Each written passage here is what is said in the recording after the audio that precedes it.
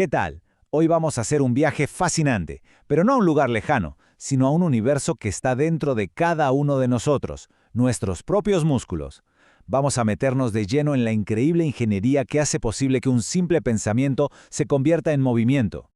La verdad es que es una pregunta increíble, ¿no?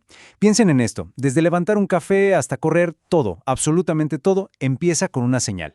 Pero, ¿cómo es que esa señal se traduce en fuerza física? Bueno, pues para eso estamos aquí, vamos a descubrirlo. A ver, para empezar hay que entender que no todos los músculos son iguales. El cuerpo tiene tres tipos principales. Están los esqueléticos, que son los que movemos cuando queremos.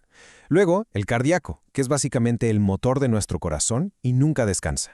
Y finalmente, el liso, que trabaja sin que nos demos cuenta en nuestros órganos. Cada uno es una máquina impresionante, pero con trabajos muy, muy distintos. Y solo con verlos, las diferencias saltan a la vista. A la izquierda, miren esa estructura súper ordenada del músculo esquelético, con sus fibras todas en paralelo. Está diseñada para generar fuerza en una dirección.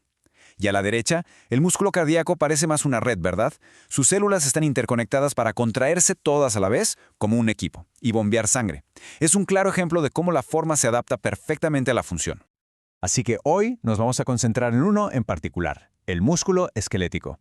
Es el motor de cada cosa que hacemos a propósito. Son los que nos permiten caminar, hablar, escribir, interactuar con el mundo. Y lo que pasa dentro de ellos es una verdadera obra de arte de la biología. Bueno, empecemos este recorrido de afuera hacia adentro. Imaginen un cable grueso de los que se usan en los puentes. No es una sola pieza, ¿verdad? Está hecho de muchos cables más pequeños trenzados. Pues un músculo es igual. Empezamos por fuera con lo que vemos como el músculo en sí. Si pudiéramos mirar dentro, veríamos que está compuesto por estos paquetes, que se llaman fascículos. Cada uno de estos es un grupo de fibras musculares, todas juntas, listas para trabajar en equipo. Es como la siguiente capa de la cebolla, por así decirlo. Y aquí viene lo interesante. Cada una de esas fibras, de esos hilos, es en realidad una sola célula. Sí, una célula, pero no una célula cualquiera. Es larguísima y contiene toda la maquinaria necesaria para que ocurra la contracción. Aquí es donde empieza la verdadera magia. Si nos asomamos dentro de esa célula, el espacio está completamente lleno de miles y miles de hilitos todavía más pequeños. Se llaman miofibrillas. Y ojo, no están ahí de adorno, son los verdaderos motores. Estas son las estructuras que de hecho se acortan y generan la fuerza. Si le ponemos un microscopio todavía más potente, vemos que cada miofibrilla es como un tren larguísimo hecho de vagones idénticos uno detrás de otro. Estos segmentos, que se repiten una y otra vez, son literalmente la pieza fundamental de todo el mecanismo. Y ese vagón tiene un nombre, el sarcómero. Grábense ese nombre porque ese es el corazón de todo el asunto. Es la unidad funcional más pequeña del músculo.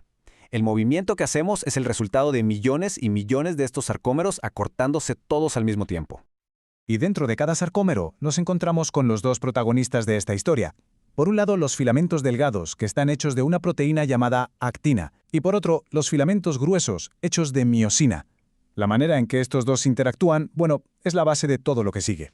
Y aquí está la idea clave de todo esto. Se conoce como la teoría del filamento deslizante. Lo genial es que las proteínas no se encogen, sino que se deslizan una sobre la otra. Imaginen que tienen dos peines y entrelazan sus dientes. Si jalan los peines en direcciones opuestas, los dientes se deslizan y se acercan, pues básicamente eso es lo que pasa a una escala diminuta.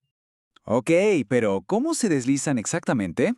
Pues a través de un proceso que se repite una y otra vez, llamado el ciclo de los puentes cruzados. Tiene 4 pasos que se repiten sin parar mientras el músculo está activo. Vamos a verlos uno por uno. Todo arranca aquí. La cabeza de la miosina, que está como cargada con un resorte, se engancha a un punto específico de la actina. En ese momento, se forma una conexión, un puente, entre los dos filamentos. Justo después de engancharse, ¡zas! La cabeza de la miosina cambia de forma, como si soltara el resorte. Pivota con fuerza y jala el filamento de actina. Este movimiento es el famoso golpe de fuerza. Aquí es donde se genera la tensión. Esta es la acción que produce el movimiento.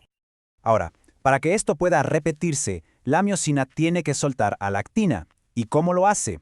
Aquí entra la gasolina de la célula, una molécula de energía llamada ATP. Cuando el ATP se une a la miosina, esta suelta su agarre. Por cierto, sin ATP, los músculos se quedarían tiesos y contraídos. Y para terminar el ciclo, la energía de esa molécula de ATP se usa para, digamos, recargar la cabeza de la miosina. La regresa a su posición original, tensa y lista para engancharse de nuevo y dar otro golpe de fuerza. Y así, el ciclo está listo para empezar otra vez. Ya vimos toda la mecánica, esta danza molecular que es increíblemente precisa. Pero claro, esto no pasa así nomás. Necesita una señal de arranque, algo que diga ahora. Entonces, la pregunta es, ¿de dónde viene esa señal? Pues la orden viene, como se imaginan, del sistema nervioso.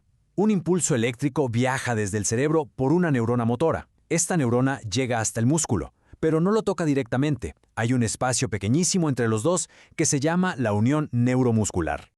Para cruzar ese pequeño espacio, la neurona libera un mensaje químico, la acetilcolina. Este mensajero viaja a esa distancia mínima y se pega a unos receptores en la célula muscular. Y eso es lo que genera un nuevo impulso eléctrico, pero esta vez en el propio músculo.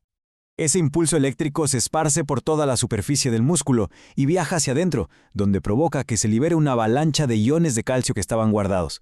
Y el calcio es la llave maestra. Inunda todo, y es lo que finalmente permite que la miosina se pueda unir a la actina, empezando así la danza que acabamos de ver.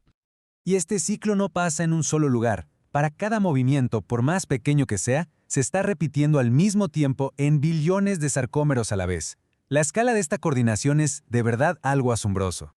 Y entender todo esto no es solo por curiosidad científica, es importantísimo para la medicina. Hay enfermedades muy serias, como la distrofia muscular, que son causadas por fallas en alguna de las piezas de esta maquinaria. Así que, entender cómo funciona es el primer paso para poder buscar la forma de arreglarlo. Así que, al final de este viaje, desde el músculo que podemos ver hasta dos proteínas interactuando, nos queda una reflexión. Hemos visto el diseño de un motor molecular increíblemente eficiente. Y esto nos lleva a la siguiente gran pregunta. Si son tan potentes, ¿qué define sus límites? ¿Qué es lo que determina qué tan fuertes o resistentes podemos llegar a ser? Pero esa ya es una historia para otra ocasión.